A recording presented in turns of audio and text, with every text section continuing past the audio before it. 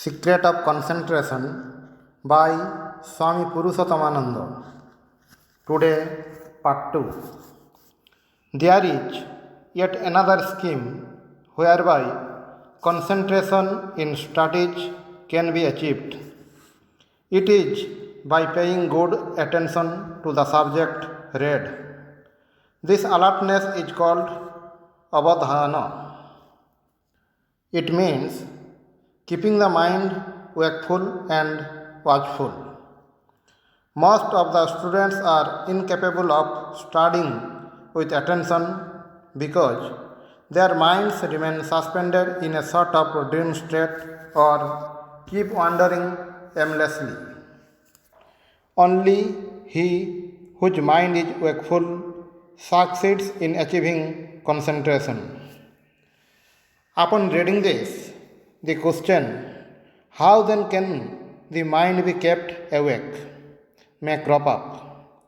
Some helpful suggestions are given here. The intake of certain kinds of food increases sleepiness. Such foodstuffs must be avoided. The mind will remain energetic when the various organs of the body are kept clean. In addition, all personal things, including bedclothes and the clothing that is daily worn, must be tidy. All other things in the room and articles of daily use must be maintained with orderliness. This orderliness reveals the wakeful state of the mind assertively. Carelessness is what is seen in most students. If we look at the chaotic condition of their personal belongings and their books, we can easily understand how careless they are. Students should know another important point. It is equally necessary to keep the mind clean. Indecent and vulgar thoughts should not only be denied entry into the mind, but also be prevented from passing in the mind's vicinity because they are the very culprits who create havoc in the mind and spoil it. It does not matter much even if the mind is drowsy or dreamy, but once such indecency and vulgarity creep into it, there cannot be any talk of concentration. Since concentration comes easily to a pure and unpolluted mind, vicious and sinful thoughts should not be allowed anywhere near the mind.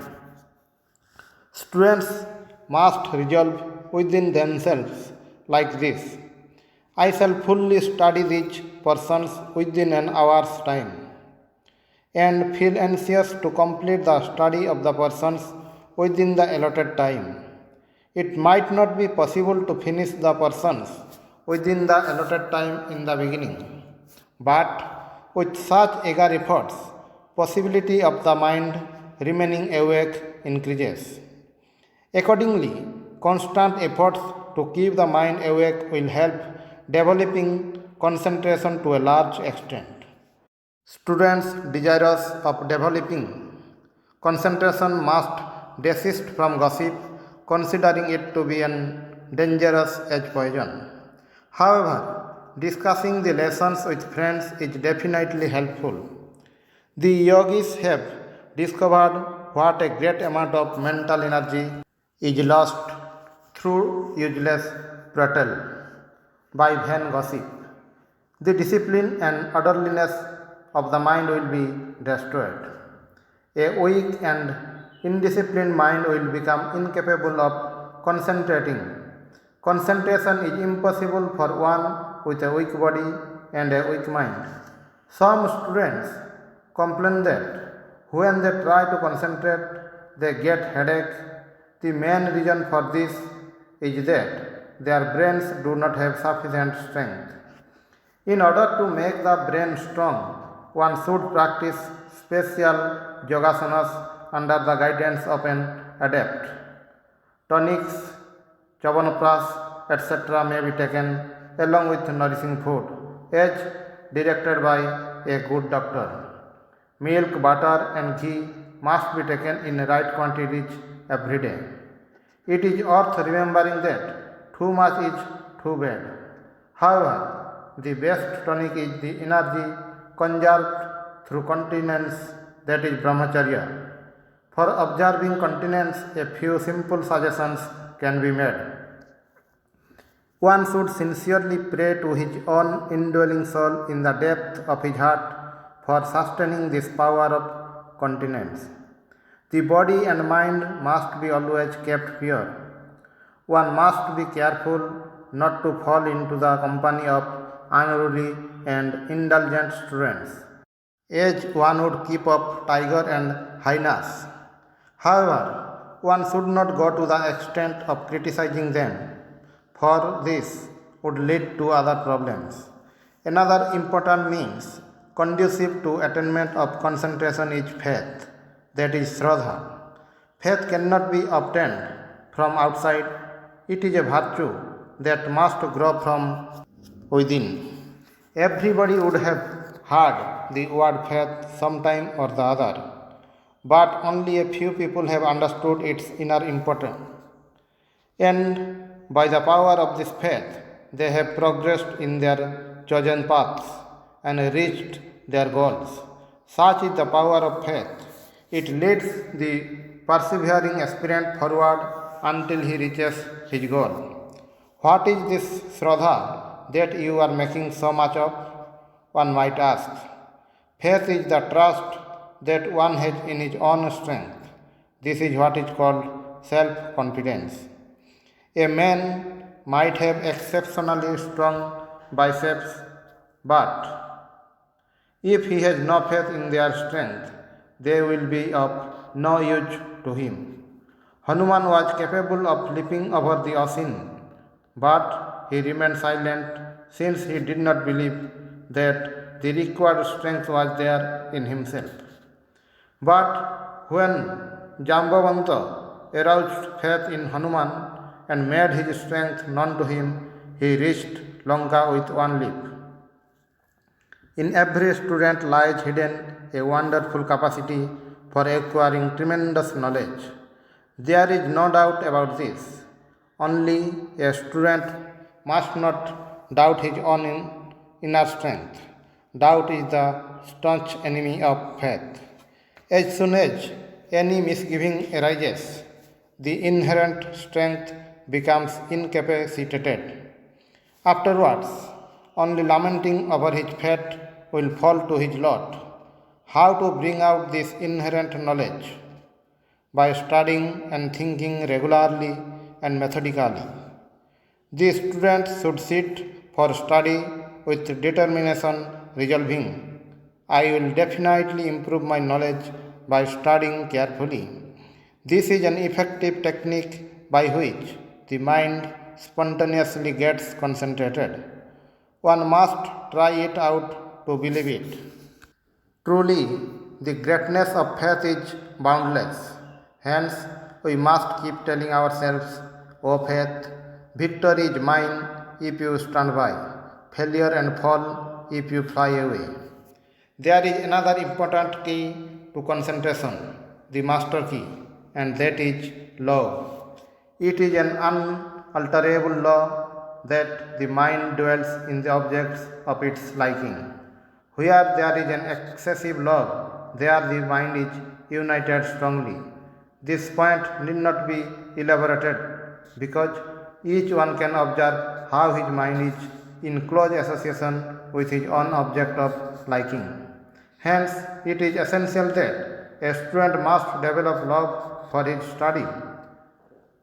Initially, liking for the lessons will have to be cultivated with some effort, but later, as the subjects become easier to grasp, love springs up naturally. When love for study develops, concentration is invariably attained. The concentration that is developed through faith and love is the most natural. It involves no struggle and no strain. However, there is a special suggestion for students. Even though one may be following the 11 precepts mentioned above, concentration cannot be said to have been achieved in full measure until the subjects studied become fully understood. Therefore, one must not feel sorry and bemoan, why have I not achieved concentration yet? Instead, one must strive to study with patience and understand clearly all that is read. One should not proceed with the reading, for instance, without clearing up the meaning of a difficult word with the help of a dictionary. If reading is done without doing thus, the only outcome is waste of time and loss of energy. There is absolutely no benefit. Can the subject matter ever be understood without an understanding of the difficult words in it? To know how poor the educational caliber of today's students is, and more importantly, their ability for writing is, they should be asked to write each essay on some topic. Each page will have a generous quota of defective sentences, words used wrongly, and faulty lettering. However intelligent a student might be, without exertion and endeavor, nothing can be achieved. That is why Lord Krishna says to Arjuna, concentration can be accomplished by practice and detachment. Practice implies incessant striving and repeated efforts.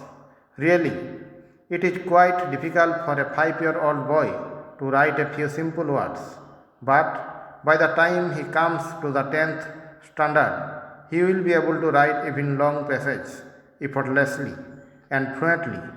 How is this possible? By practice, nothing else. In this world, great deeds have been achieved in the past and are being achieved even now. We should, with an open mind, visualize them once. How many people would have struggled persistently for every such accomplishment? There is nothing that is impossible for men of perseverance. Now, coming to detachment, what does it signify? Does it mean sannyasa, that is renunciation? No. Detachment implies remaining aloof from all other temptations and attractions while striving to fulfill a chosen aim, that is, to retain interest and concern for the work in hand alone, and to remain unconcerned about everything else. This is detachment. Since the goal of monks is self realization, they have to renounce all the worldly things, and since the word detachment has come to mean renunciation, whenever it is used today, it is understood as becoming a monk and retiring to the forest. But this is not correct. Anyone engaged in accomplishing a particular goal is detached from other things to some extent. A student is expected to be devoted to the task of acquiring knowledge, but if his mind is being distracted by other temptations, how can this education prosper? Especially those who are keen on acquiring concentration must never even glance at other diversions. At least after coming to know that there is joy and success in concentration, a student must not remain idle. He must at once apply himself to practice it diligently. It is indeed a true sign of concentration if one is absorbed in studies to the extent of forgetting not only the surroundings but even his body. If one is desirous to overcome the diseases of his body and to enjoy sound health, if one intends to develop his intelligence, if one is really particular to achieve concentration, he should take recourse to practice of yogasanas.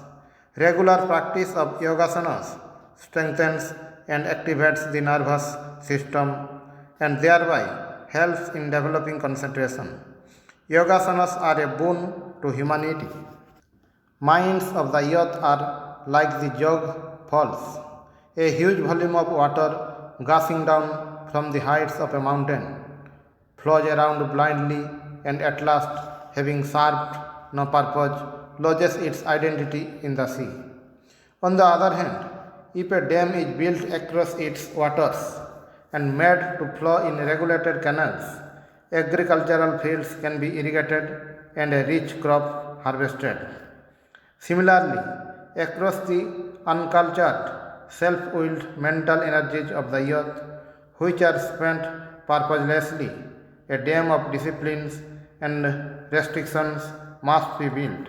Canals of a code of conduct must be dug, and the water of mental powers must be made to flow into the fields of education, art, literature, and skilled labor. Then we can see how the glorious harvest of culture will flourish. Why does a student lack concentration? First, perhaps he is unable to understand his lessons properly. Second, or his brain needs to be nourished by nutritious food. Third, his family conditions may be the cause of disturbance in his mind. Fourth, or he is addicted to TV and cinema. Fifth, or his mind might have started running after sense pleasure, or he may be suffering from some chronic disease, or he lacks the minimum facilities of sitting and studying comfortably and quietly, or his mind has not grown properly, or he is put up in a mismanaged hostel, or he has fallen into bad company, or he does not like his subjects and his interest lies in something else. When the cause of the problems is spotted out, finding a remedy will not be a problem. Om Shanti Shanti Shanti Hari Om Tat Sat.